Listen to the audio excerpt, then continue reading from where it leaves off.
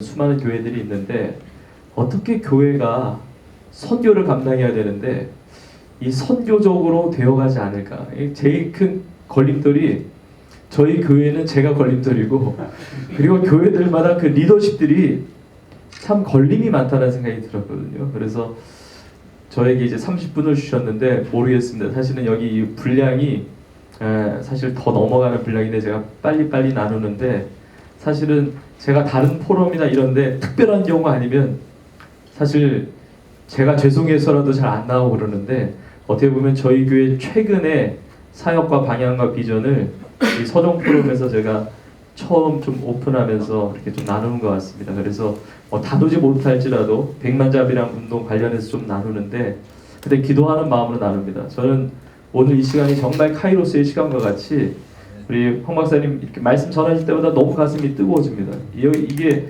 그 나비 효과가 어떻게 될지 저는 너무 상상이 안 될 정도로 너무 가슴이 뜨거워져가지고 근데 하나님께서 정말 이 민족을 사용하시고 이 결론은 정해져 있거든요. 결론은 땅끝까지 복음이 전파되는 겁니다. 그제야 끝이 오거든요. 어느 민족 사용하시겠어요? 우리가 한국 사람이어서가 아니라 해외의 많은 선교 지도자들도 코리아 사용하시겠다는 거예요. 그리고 하나님께서 한국을 사용하시는데 그럼 결론은 정해져 있고 전 세계 모든 민족의 복음이 증거되어야 되고 그럼 전 세계 모든 곳에 교회가 개척이 되고 선교사가 파송되어야 되는데 어느 나라가 쓰임받겠느냐? 한국이 쓰임받고 그러면 한국에 누가 쓰임받느냐? 한국 교회가 쓰임받는다는 겁니다. 성도들의 인프라가 다 교회에 있기 때문에 교회가 갱신되고 부흥되고 새로워지지 않으면 하나님께서 이 사명을 감당하게 하지 못하시는데 하나님 이때에 서정 포럼을 통해서 또 앞으로의 10년의 이 골든타임을 가지고 이게 너무 동일하게 주시는 마음들이 너무 많아가지고 저는 너무 신기할 정도고 이 자리에 계신 분들도 너무 오랫동안 하나님께서 부르시고 기도하게 하시고 다 하셨는데 저는 같은 마음으로 모였다고 생각합니다. 그래서 주님 안에서 분별하시고 또 저희 교회가 이제 저희 교회도 발전해가고 실험하고 또 이렇게 도전하는 교회이기 때문에 부족한 부분도 많고 이 자리에 계신 분들 사실은 저희 교회 부끄러울 정도는 너무 귀하게 사역하시지만 뭐 나누면서 이렇게 좀 보려고 합니다. 이게 지상명령과 지상계명인데 저는 저 스스로를 지난 코로나 기간도 돌아보면서 이 지상명령이 내 뼛속까지 이게 새겨져 있느냐 이게 지상명령 너희는 가서 모든 민족으로 제자를 삼으라는 이 명령이 예수님의 유언과 같은 승천하시기 전에 마지막 당부하신 말씀이고 예수님께서 언제 오실지 모르지만 오시면 떠나실 때 하셨던 말씀을 확인하실 텐데 이 말씀이 일부분의 소수의 성도에게만 적용되는 말씀이 되어서는 절대로 안 된다는 거죠. 근데 이것을 목회 비전으로 삼고 목회 철학으로 삼아야만 교회가 살고 예수님께 칭찬받는 참다운 살아있는 교회가 된다는 겁니다. 그래서 정말 이 신학 교육이라든지 그리고 교단이든 선교단이든 다 할 것 없이 정말 예수님의 지상 명령이 인생의 가치관이냐 이걸 한번 돌아보고 물론 모든 말씀이 다 중요한데 그야말로 그레이 커미션이잖아요. 그 선교 시대에 문을 열었던 윌리엄 캐리도 유명한 설교 남았듯이 하나님으로부터 위대한 것을 기대하고 위대한 것을 시도하라. 그 그레이팅 그 위대한 것이라는 것이 선교 아니겠습니까? 근데 선교 말고 그레이트하지 않은 것들에 대해서 너무 관심을 많이 가지는 거죠. 성도의 삶이라는 것은 선교. 그래서 저는 주제도 오늘 와서 알았습니다. 제가 나눌 주제를 100만 자비량 선교 우리 교회에서 가능한가? 제가 그거 보고서 너무 놀랐어요. 그래서 주제가 너무 탁월할 뿐만 아니라 이건 답이 명확한 답이에요. 당연히 가능하죠. 실행 가능하죠. 만약에 실행 가능하지 않다 가능하게 만들어야 됩니다. 그거는 이미 이루어질 수밖에 없는 거거든요. 성도들이 자비장 선교사로 살아가지 않으면 뭘로 살아갑니까? 사실 직분이 다 있지만 저도 목사 선교사고 집사님들은 집사 선교사고 예수님이 선교사로 오셨는데 하나님도 선교하시고 성령님도 선교하시고 예수님도 선교하시고 선교를 명령하셨는데 교회가 사실은 다 선교적 교회죠. 근데 저희 교회도 선교적 교회를 이게 표방하지만 이게 유행, 서구에서 시작된 그런 유행이 아니라 성경적 원리로 교회는 본질 자체가 선교적이 되어야 한다는 겁니다. 그래서 그 리더십이 이 목회 철학을 가져야 되는데 그래서 제가 이제 교회에서 강조하는 게 이제 총체적인 선교인데 우리 이미 다 알고 계시지만 저는 이제 교회에서 세 가지 축을 많이 강조를 하는데 우선은 지역 그러니까 예루살렘과 유대와 사마리아 땅끝과 같이 성도들이 있는 가정, 직장, 학교, 사업장, 국내, 해외도 지금 17,400여 종족 중에 미전도 종족 5% 이하가 7,400여 종족이라고 하는데 해외 선교에 대한 관심을 가져야 되거든요. 해외, 그리고 내가 있는 지역, 땅끝이 나로부터 시작하고 땅끝의 종착지가 나라고 생각할 때 전 세계를 아우르는 눈이 있어야 되거든요. 그래서 이 지역을 초월하고 그 다음에 세대가 나의 세대를 내가 책임지고 다른 세대를 책임지고 이끌어갈 수 있는 세대적인 연결되는 선교, 그 다음에 영역, 모든 영역에. 그래서 교회가 전통적인 스타일이 다 문제가 있다는 게 아니라 지금 교회는 현상을 진단해 보면 성도들의 달란트를 묻어두는 구조입니다. 이미 짜져 있는 사역에 성도들을 맞추는 거예요. 모집도 다 중요하지만 진짜 성경적인 선교적 교회를 이루어가기 위해서는 진짜 백만잡이라는 선교 운동은 성도 한 사람의 달란트를 사역화시켜야 되는 거거든요. 그래서 그 자원을 개발해주고 그 달란트대로 쓰임 받으면서 세계 선교를 향해서 나아가야 되거든요. 그래서 이것을 이제 이루어가는데 이제 강조합니다. 이걸 강조하는데 이게 저희 교회 주보입니다. 근데 주보에 저희 교회 올해 표가 타겟 2030입니다. 타겟 2030 가져야 돼요. 그래서 저는 한국에다 도전하고 싶어요. 이걸로 다 표 바꿔야 된다. 여기 안 계시니까 제가 얘기하는 겁니다. 그러니까 여기 계시면, 그러니까 왜냐하면 한국 교회가 연합해서 지금 앞으로 정말 10년이 중요하거든요. 그래서 이 10년을 놓치면 통일 한국이 돼도 손해가 많고, 물론 하나님이 다 하시는 것이지만 세계 선교도 굉장히 중요한 타이밍이라고 생각하기 때문에 타겟 2030 가서 제자 삼으라. 저희 교회는 특징이 표를 자주 안 바꿉니다. 지금 가서 제자 삼을 지금 몇 년째 하고 있는데, 근데 저희 교회가 이제 뉴 센타이비전이라고 CNTR로 해서 다 하는데, 제가 세종한교회에서 사역한 지 지금 10년이 됐는데 10년 동안 많은 변화가 있었습니다. 그것을 조금 소개를 좀 하려고 합니다. 저희 교회 제자훈련을 하는 이유는 예수님이 제자 삼으라고 하셨으니까, 이게 목회 방향이고 철학이니까 거기에 대한 전략이 있어야 되니까 제자훈련 하는 겁니다. 타이틀은 제자훈련이 아닐지라도 교회에서 이루어지는 모든 훈련은 다 제자훈련입니다. 근데 제가 한 7년 전부터 이제 교재를 다 바꿨는데, 그전에는 우리 사랑의 교회 목하는 목사님이 쓰셨던 거를 저희가 한 30년 동안 해왔거든요. 근데 옥 목사님이 교재를 잘못 쓰셨다는 얘기가 아니라, 제가 이제 교재를 보고 또 이렇게 저희 교회도 제자훈련에 왔던 교회이기 때문에 그때 저희 교회에 맞는 이제 컨텐츠를 만들면서 제자훈련의 열매는 선교입니다.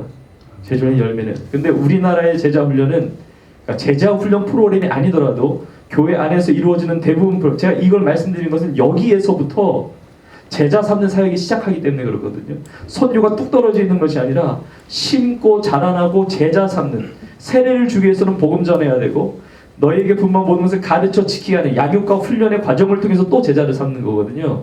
그래서 이 훈련 과정이 너무 중요한데, 한국교회는 제자 훈련에 두 가지의 문제가 생겼는데, 한 가지는 제자 훈련이 이름만 제자 훈련이었지 제자 훈련이 아니었다는 거죠. 그게 교회 안에서 콜속이 되었다는 겁니다. 교회에 직분을 주기 위한 과정으로 전락했다는 거예요. 이게 왜 문제냐? 제자 훈련이 아니고 리더를 만드는 훈련이었다는 겁니다. 제자 훈련은 죽는 훈련이거든요. 근데 훈련을 받아서, 교회에서 성도가 훈련받아서 예수 그리스도 십자가 길을 따라가는 죽는 훈련했냐? 죽으면 당연히 선교할 수밖에 없는데 죽지 않고 내 그 직분을 받기 위한 콜스웍으로 됐다는 거죠. 근데 그것도 필요하지만 낮아지는 훈련이 필요하고, 두 번째 병폐는 제자 훈련을 통해서 성도들이 교회 안에서만 제자가 되었다는 겁니다. 그건 제자 훈련이 아니죠. 교회 리더십 코스입니다. 제자 훈련이라고 하는 것은 교회 울타리를 넘어서 세상 속에서 빛과 소금으로, 세상 속에서 주님의 제자로 살아가는 거거든요. 그럼 교회 울타리를 넘어가고, 제자 훈련의 열매는 반드시 선교의 현장으로 가야 되는 겁니다. 삶의 자리로. 그러니까 제자 훈련을 마치면 선교사로 임명돼야 됩니다. 물론 공식적인 파송선교, 저희 교회도 공식적인 파송선교사 절차가 다 있습니다. 그런데 지금 공적인 파송선교사가 있기 위해서는 선교사적 삶을 살아가는 성도들의 인프라가 생겨야 되거든요. 그리고 전 세계가 우리 이웃에 나와 있습니다.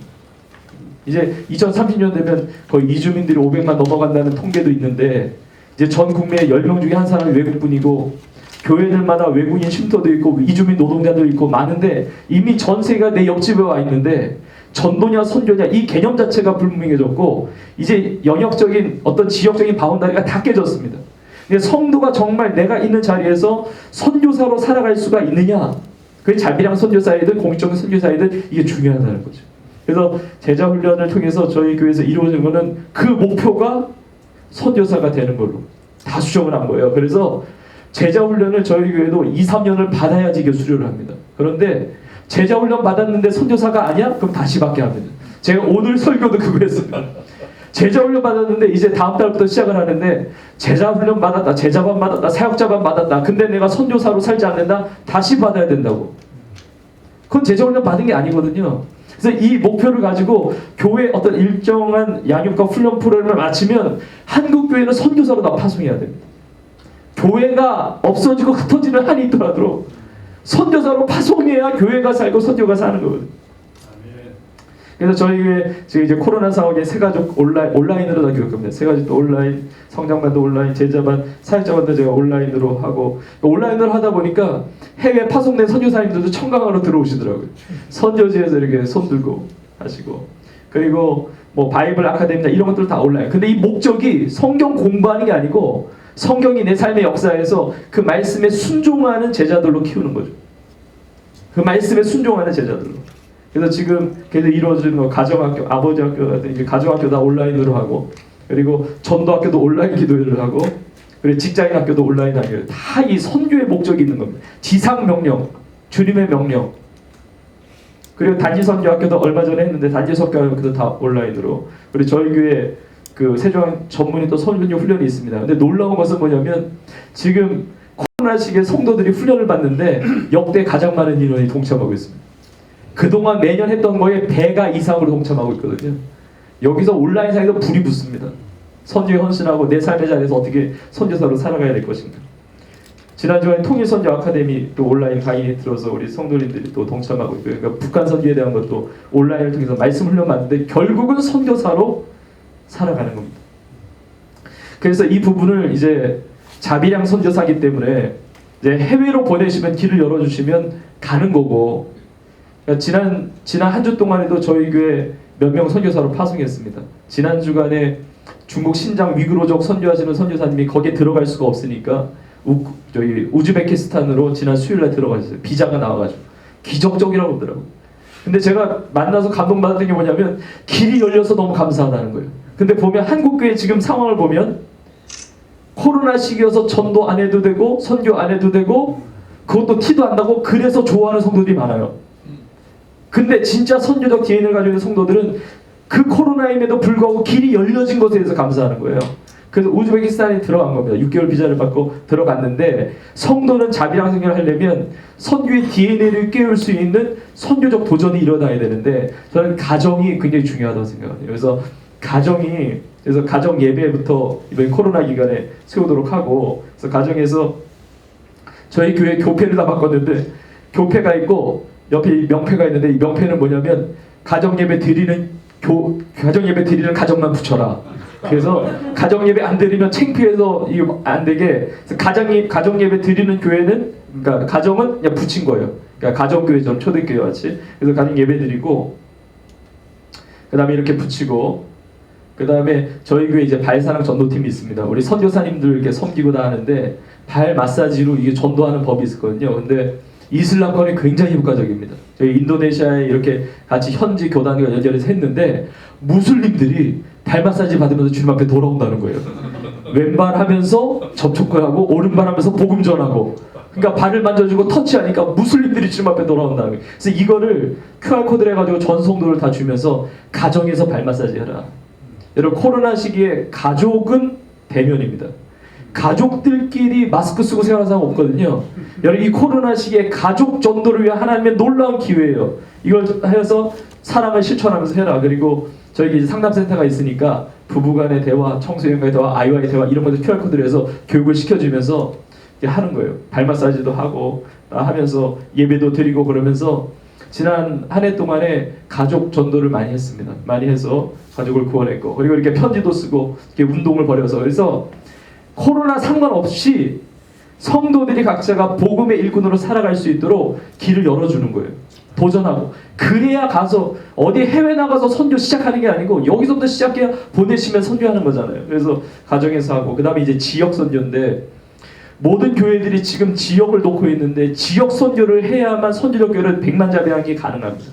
그래서 이런 그 헌신작정서도 하면서 여러 가지 그냥 체크리스트, 뭐 전도대장에서 통화하고 칭찬글 보내고 카톡 문자 보내고 이런 것들 아이디어를 내가지고 체크하면서 이제 운동을 했습니다. 그래서 전도자도 신방하고, 이제 5인 이상 집합금지 때는 이제 5인 이하로, 4명 이하로 하고, 또 입주하는 지역은 저렇게 부스를 설치해가지고 또 전도하고, 이 시기에도 전도가 된다는 거죠. 물론 핍박은 굉장히 많아요. 그러니까 교회가 전도하는 것 자체를 이렇게 굉장히 거부해요. 거부하고 뭐 입주자 카페라든지 맘 카페라든지 이런데 부정적인 글들이 올라올 수도 있습니다. 근데 놀라운 거는 매주마다 새 가족들이 와요.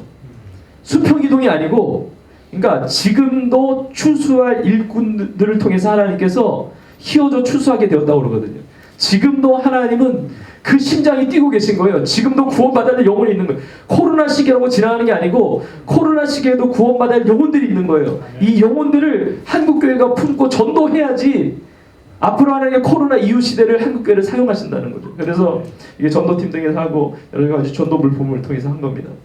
이번에 사순절 고난주간 동안에 또 사랑을 실천해야 되니까, 교회에 대한 선한 그런 영향을 해야 되니까 피가 모자르다고 해서 저희 교회 외벽에 대한민국 그리스도인들이 헌혈로 대한민국을 섬깁니다. 그래서 우리 성도들이 굉장히 많이 동참했고요. 그래, 아무나 할 수 있는 게 아니더라고요. 다 걸려요. 혈압약, 당뇨약, 그러니까 웬만하면 문진해서 다 걸리는데, 그래도 하여튼 그걸 뚫고 서련하신 분들이 많아요. 그래서 헌혈해서 또 나눠드리고, 또 개인적으로 지금 헌혈도 계속 지속하고 있습니다.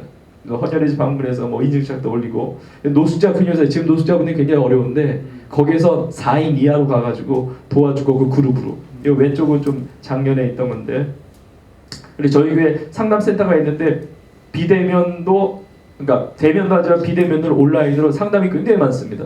코로나 블루부터 시작해서 무료 전화 상담은 선교사님들이 굉장히 많이 오세요. 가정사는 다 이렇게 섬기고, 그다음에 문화 아카데미도 할 수 있는 대로 학원에 관련된 그 방역 수칙을 준수해서 하고요. 그리고 저희 교회는 이것도 중요하다고 생각하는데, 저희 교회는 어린이집은 없는데 장애 어린이집은 있습니다. 그리고 저희 교회가 안양 평촌에 위치하고 있는데 안양시에 있는 유일한 장애 어린이집이에요.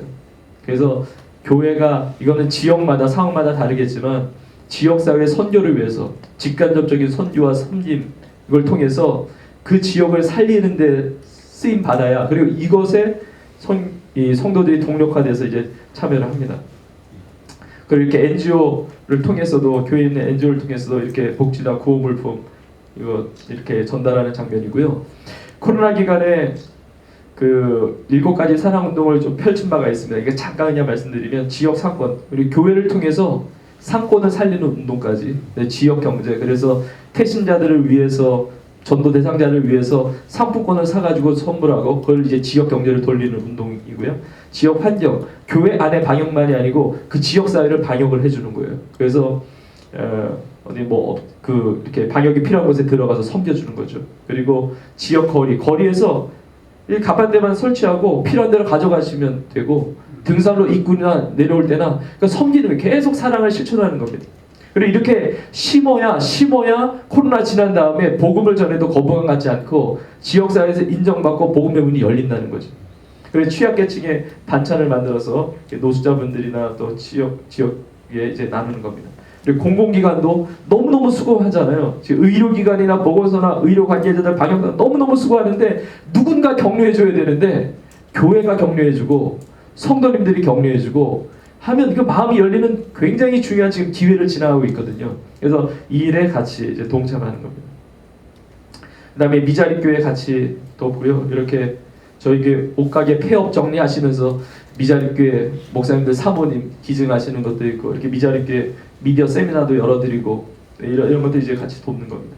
그리고 성도들의 재능이 많으니까 이제 재능을 기부하는 거죠. 그래서 꽃 하시는 뭐 수제, 비누부터 시작해서 캘리 잘 쓰시는 거, 그러니까 선교적 자원을 지역 사회에서, 그리고 성도들이 있는 그 현장에서 자신의 달란트를 선교적으로 활용하는 것을, 근육을 키워야 그 자원을 가지고 나는 선교를 해서 무엇을 사용하겠다, 이거 연결이 되거든요. 갑자기 이거 이렇게 해라 이렇게 안 됩니다. 그래서 그거를 DNA를 깨워야 되는 겁니다. 그래서 재능 기부를 하면서 요리할 수 있는 요리, 또 이렇게 해서 음악회 할 수 있는 음악회, 지역에서 할 수 있는 대로 이렇게 섬기는 겁니다. 그런 것도 이제 지역 선교를 위해서 했습니다. 그 다음에 이제 세계 선교죠. 우리가 세계로 비행기 타고 나가기가 굉장히 어려운 상황이지만 세계를 품게 하는 DNA를 한국교회 성도들을 깨워야 됩니다. 그래야 백만잡이라는 선교가 가능합니다. 그래서 외국인 이주 노동자 중심으로 이런 뭐 많은 교회들이 하시지만 온라인으로 예배뿐만이 아니라 이주민들, 그리고 해외에 계신 그 이주민 친구들이나 해외에 있는 선교지에 있는 선교사님들이 훈련하는 현지인들도 다 포함해서 훈련도 가능하고요. 이제는 지역적 바운더리가 다 깨졌기 때문에 외국인 온라인 예배도 드리고 온라인 양육도 훈련도 드리고, 저희 교회는 8개 외국인 선교회가 있는데 그게 다 이제 온라인으로 이렇게 합니다. 그걸 선교보다 온라인 기도회를 하죠. 근데 이제 제가 이제 말씀드릴 것은 이것이 이제 일부분이 되면 안 된다는 겁니다. 백만잡이랑 운동을 하기 위해서는 선교지를 위해서, 선교사님들을 위해서 전 성도가 다 기도해야 된다는 거예요. 그래야만 그 기도를 통해서 하나님께서 우리나라를 선교적인 강국으로 하나님께서 이루신다는 겁니다. 그래서 저희 교회에 지난 코로나 기간 동안에 대륙별 국가 및 기도 제목 지역들을 다 취합을 해가지고 우리 KWM에도 다 협조받고 거기에 특별한 그 선교 단체들 다 취합을 해가지고 이게 만들었어요. 그리고 북한도 행정구역과 도가 6개 도가 있지 않습니까? 남한도 6개 도고 북한에 북강원도도 있고 함경도, 평안도, 양강도, 자강도, 북한의 도를 기도로 먼저 들어가는 거죠. 그래서 도시별로 다 분배해서 이 행정구역을, 저희는 교구와 구역 시스템인데 교구별로 다 할당을 했어요. 그래서 교구 부교육자를 와가지고 제비 다 뽑아가지고 어디 됐어? 함경도 됐고 평안도 됐고 어디야 북아프리카, 어디야 동남아시아, 이게 다 했어요. 그리고 그 교구의 밑에 구역은 그 대륙에 해당되는 나라들을 다 분배했어요. 그래서 거기에 구체적인 기도 제목과 거기에서 사역하시는 선교사님들을 위해서 전 성도가 기도를 하고 있는 거죠. 기도로 먼저 들어가야 세계 선교, 그리고 기도하면서 성도들이 결단합니다. 아, 나 선교해야 되겠다. 이게 선교라는 게 선교사님들에게 주어진 게 아니고 나를 선교사로 부르시는구나. 이게 이제 동력이 개발이 되는 겁니다. 그래서 이거 예를 드는 겁니다. 이 남아프리카 지역에 이제 뭐 이런 공화국, 모잠비크 이런 구체적인 기도 제목을 보고 기도하는 거죠. 그리고 북한을 위한 기도 제목도 이제 도별로, 전체 기도 제목 이렇고 도별로 이렇게 하는 겁니다. 그래서 이렇게 QR 코드를 해가지고 성도들한테 나눠줘서 함께 그리고 업데이트되고 할 수 있게 한 겁니다. 그리고 이거는 지난 겨울입니다. 이번 올해인데 그 문산 쪽에 통일 연구소를 개소하면서 같이 플랫폼이 돼가지고 같이 연구하는 건데, 제가 이걸 보여드린 이유는 뭐냐면 연구소 개소했다 이게 아니고 이걸 개소하면서 장로님들을 다 모시고 왔어요. 장로님 다 데리고 왔습니다. 교회가 움직이려면 교회 리더십들이 이 비전이 공유돼야 되거든요. 이게 한 번 도전한다고 안 됩니다. 제가 너무 놀란 게 저희 교회에 있는 비전과 선교 비전을 막 나눴는데 1년 있다가 어느 장로님이 목사님 이제야 이해가 될 것 같아요. 그래. 장로님이 1년 만에 이해하면 어떻게? 그러니까 이걸 하는데 지금 이제 성도들이 이해하는 거죠. 그래서 여기 DMZ 여기는 통일촌이고요. 여기는 JS에 들어갈 수 있는 민통선 들어가가지고 JS의 그 앞에 들어갈 수 있는 데까지 가가지고 두 손 들고 기도하는 거예요. 하나님 통일하는 거 올려주시고 세계 선교를 이루어주시고 갈 수 있는 데까지 가가지고 기도하는 거예요. 근데 현장에서 기도하는 거는 차원이 다릅니다. 그래서 선교적 뒤에 어떻게든지 깨워줘야 돼요. 네, 그게 어떤 리더들의 역할이라고 생각합니다. 그래서 세계는 아이들도 전 세대가 그냥 본인 가정이 맡은 국가의 국기를 그려 넣으면서 기도하는 거예요. 이렇게 전 세계 보면서 이제 여기는 남아공에 계신 선교사님인데 한국에 들어와 계신 선교사님이 많거든요. 그러니까 선교사님들을 같이 온라인으로 해서 인터뷰하고 기도 제목 나누고 성도들에게 송출하고 그러면 선교들이 지금 선교지가 이런 상황이라 기도하잖아요. 그리고 우리 선교사님들 덕분에 채널이 아니라 힘내시라고 이렇게 영상 만들어서 보내드리고, 그다음에 이주민 선교 이렇게 쉼터들 나누고 또 이렇게 이번 코로나 기간에 했습니다. 그리고 저희 교회 판송기관 중에 이제 보험이 조금 약하신 분들은 보험도 들어드리고, 그리고 저희 교회 선교센터가 있는데 네, 너무 뭐 길어져서 근데 선교센터가 지금은 이제 운영을 하기는 어렵지만 지금 64시를 이제 지금 운영을 하는데 제가 꼭 나누고 싶은 것은 뭐냐면 저희 교회는 선교사님들 섬기기 위해서 저희 교회 본당이 원래 벽돌 공장이었고 이걸 리모델링하면서 28시를 선교사를 위해서 선교관을 했었어요. 게스트하우스를. 근데 이게 방음도 안 되고 너무 죄송하고 그래서 5년 전에 선교센터를 지으면서 64시를 운영을 했는데 저희는 선교사님을 도우려고 했는데 놀라운 건 이것 때문에 교회가 복을 받았습니다. 이것 때문에 성도들의 선교적 DNA가 깨어난 거예요. 이게 무슨 말씀이냐면 이 선교관을 운영하려고 그러면 운영비가 어마어마하게 들어가잖아요. 근데 거의 안 들어가는 이유가 뭐냐면 성도들이 다 자비량으로 돕는 거예요. 선교에 들어오면 이불 빨래는 세탁소와 하는 성도님들이 다 해요. 그리고 어린이집 하는 성도님들은 MK들 데이케어 해주고요. 그리고 심지어 성도님들이 어디 놀이동산 갔다 오면 선교사님이 생각이 나가지고 자유용권 몇 개 끊어줘가지고 선교사님이 자녀들 주고요. 아침 식사부터 성도들이 돌아가면서 다 섬기고요. 부티크실이 있어요. 옷을 마음대로 저희 선교사님이 가질 수가 있어요. 더운 지역에서 오신 분, 추운 지역에 오신 분, 이게 두꺼운 옷도 없고 얇은 옷도 없잖아요. 그러니까 성도님들이 옷을 기증하는데 예전에는 입던 옷을 기증하다가 이제 바뀌어가지고 내가 헌 옷 입고 새 옷 가지고 선교사님들 가다가 그냥 주워 가주시면 돼요. 부티크 이게 다 선교적인 그 많은 사역들이 다 일어나는데 그래서 저는 한국 교회가 선교가 살기 위해서는 그냥 방법 중에 하나는 이 시기에 교회가 어느 정도 그것만 좀 이게 자원이 된다면 선교관 하나라도 마련하면 선교사님 거기 상주하잖아요. 저희 64시를 하는데 1년에 2,000명의 선교사님이 다녀갑니다. 평균. 짧게는 2, 3일, 길게는 한 달, 2달, 또 필요에 따라서는 병원 진료 받으신 분들 몇 개월씩 이렇게 하는데 선교사님들과 접촉이 늘어나니까 선교적 DNA가 깨어나는 거예요. 그래서 선교사님들이 귀한 줄 알고 선교사님 사역들이 귀한 것을 이게 계속 듣게 되면 성도님들이 이게 DNA가 이게 깨어난다는 거죠. 제가 마지막으로 이제 비전 선교사와 비전 캔버스를 나누려고 합니다. 비전 선교사는 저희 교회에 그냥 주신 전략 중에 자비량 선교사를 비전 선교사로 부르기로 했습니다. 저희 교회는 파송 선교사가 되기 전에 인턴 선교사가 필요한데 인턴 선교사라는 개념을 비전 선교사라고 했습니다. 그 표현이 그래서 삶의 현장에서 얻는 선교사인데 제가 2003년까지 100만 자비량 선교 운동이 일어난다. 저는 100% 가능하다고 확신하고요. 아멘. 우리가 순종만 한다면 거쳐더미 기도에서 그 사무엘 뮤지가 고백했듯이 우리가 하고자 한다면 할 수 있다. 저는 분명히 한국교회가 할 수 있다고 생각하고 저는 2030년까지 저희 교회는 2030년까지 10,000명의 선교사를 파송하는 게 비전입니다.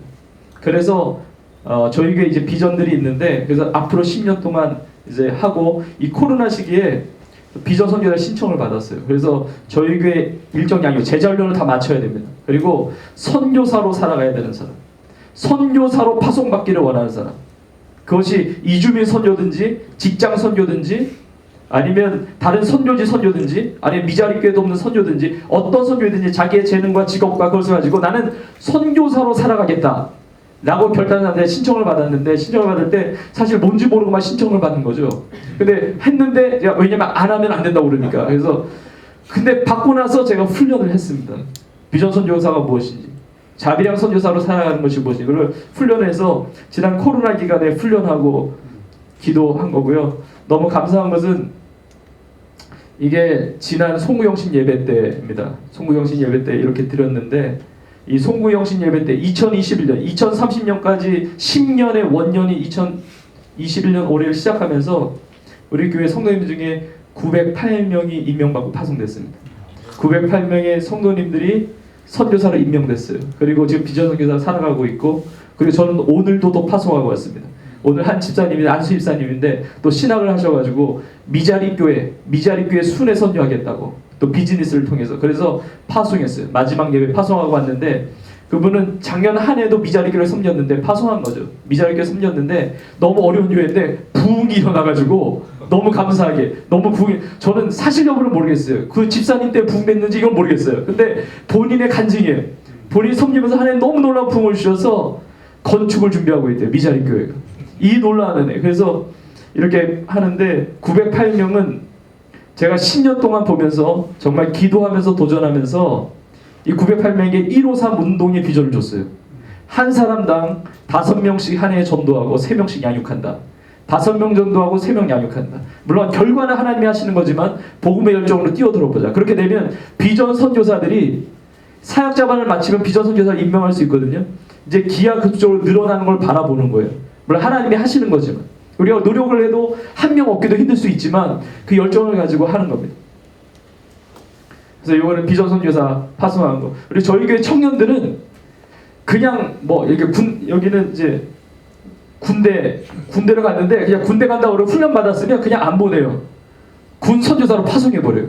그래서 지금 카투사에 가가지고 군종하고 있어요. 그러니까 본인은 선교사도 아닌데 저에게 파송 절차 따라서 다 유언서까지 작성하고 선교 계획까지 작성하고 매달 선교 편지 보내요. 학원 선교, 해외 교환 학생 그냥 안 보냅니다. 선교사로 보내버려요. 해외 지부 간다고 선교사로 가는 거예요. 자비장 선교사로 선교 보고 다 하고. 그래서 갈 때 그냥 가지 말고 우리 교회, 우리 나라의 가난한 성도들 다 선교사로 파송하면 너무 좋잖아요. 그래서 저희 교회 주보인데 주보에 올해부터 비전 선교사 명단까지 다 넣었어요. 이 파송 선교사님들 명단하고 그 다음에 이 협력 선교 단체들 이제 명단인데 그 앞에 주보에 찍어놨어요. 그냥 비전 선교사로. 그래서 기대하고 있습니다. 점점 주보의 용지가 늘어나기를, 이게 분량이 늘어나가지고 계속 늘어나기를. 그래서 이렇게 기도하고 있고요. 마지막 비전 캠퍼스는 이거는 새로운 차원의 이제 운동인데 우리 박사님 FX 운동도 말씀하셨는데 저희는 그런 거 모르고 시작을 했는데 사실은 선교적 교회로 성도들이 있는 곳에 교회를 개척해야 됩니다.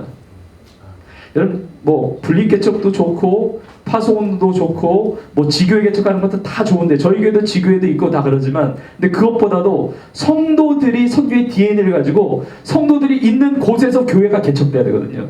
그래야 미전도 종족에 아무도 예수님 안 믿는 사람이 있을 때 선교사가 감으로 거기가 교회가 개척이 되는 거거든요. 그래서 일터에 선교적 교회를 개척하는 운동을 했습니다. 그래서 비전 캠퍼스 개척을 신청을 받고 우리 청년들 대학교 그 다음에 기업 거기서 신방 수준이 아니고 교회를 개척을 합니다. 그래서 평일날 예배드리고 그리고 훈련하고 양육하고 전도의 거점이 되고 필요하면 주일날도 예배하고 그래서 이걸 개척하고 성인 이게 교회학교 아이들 청소년 저희 교회 근방에 있는 27개 중고등학교에서 이미 개척이 끝나고요. 평일에 지금 코로나 시기에는 온라인으로 교회를 초월해서 지금 학교 안에서 예배드리고 교회를 개척하고 있습니다. 중학생들, 고등학생들이 저희는 비전 캠퍼스를 줄여서 비카라고 그러는데 선교적 교회의 리더가 돼서 교회를 개척하고 있어요. 운동하고 있습니다. 그래서 성인들, 뭐 학원, 공부방, 어린이집 계속 개척해 왔습니다. 그래서 근데 이게 왜 중요하냐면 저는 이건 북한 선교의 굉장히 중요한 방법이라고 생각하거든요. 북한이 예를 들어서 땅 짓고 십자가 달고 못합니다. 저 이슬람권에 가서 어떻게 못합니다. 다 이런 형태거든요. 십자가 못합니다. 공개적으로 못해요. 성도들이 가서 직장 다니는 순간 거기서 교회 개척해야 됩니다. 그래야 이단들보다 빠르고 그리고 통일하고 이룰 수 있는 저는 굉장히 중요한 전략이라고 생각합니다. 그래서 일터에서 개척을 하는 거예요. 개척의 영성으로. 그래서 뭐 정비소, 미용, 방음 등에 뭐 할 것 없이 하여튼 개척하도록 달달 볶아가지고 거기서 개척을 안 하면 어떻게 선교를 할 수 있고 선교 나갈 수 있냐고 이렇게 합니다. 그래서 뭐 식당, 카페, 유통 저희 교회 근방에도 있고 하여튼 성도님들 하여튼 이게 선교 안 하면 안 되게. 그리고 장로님들도 제가 쫓겨나지 않을 정도로 강하게 얘기합니다. 그래서 무조건 선교, 무조건 선교사. 예. 그리고 하나님도 저를 부르시면 선교사로 갈 거니까 다 결단하라고. 그리고 다 했고요. 이거는 이제 다 코로나 이전인데 이제 코로나 때 개척했던 겁니다. 그래서 옷방, 귀금속, 소방, 기술 관리 어떤 데는 진짜 교회하고 비슷한 곳이 있어요. 학원이나 이런 데. 그리고 거기는 새벽 기도도 드리고요. 그리고 거기다 거점이 돼요. 교회 모이기 어려울 때 비전 캠퍼스에서 모여요. 모여서 예배드리고 외국인 쉼터들도 다 교회 개척하고 그리고 이거는 청년들이 일선학교 교사들인데 교회 개척하고 싶다고 온라인상에서 에듀비카라는 것을 개척해서 교육을 어떻게 할 거냐 중고등학교 또 특수교육 뭐 미션스쿨 이런 데서 같이 하는 겁니다. 그 다음에 식당 자동차 부품 학원 그리고 지금 IT 침수 의료 뷰티사 그래서 시간 되는 대로 제가 개척하려고 하고 있고 감사함은 지난주에도 3군데를 개척했고요. 또 이번 주에도 또 개척을 합니다. 그래서 너무 감사하게 작년에서 올해 넘어오면서 2021년 시작하면서 100개를 돌파했습니다. 그리고 계속해서 개척해가면서 성도들의 일터에서 교회가 되고 그래야 그 성도의 선교적 DNA가 살거든요. 그래서 그렇게 깨워서 백만자비랑 선교 운동 통해서 또 해외 선교까지 그 미전도 종교까지 나아가는 데 그렇게 힘을 쓰고 있습니다. 긴 시간이었는데 들어주셔서 감사합니다.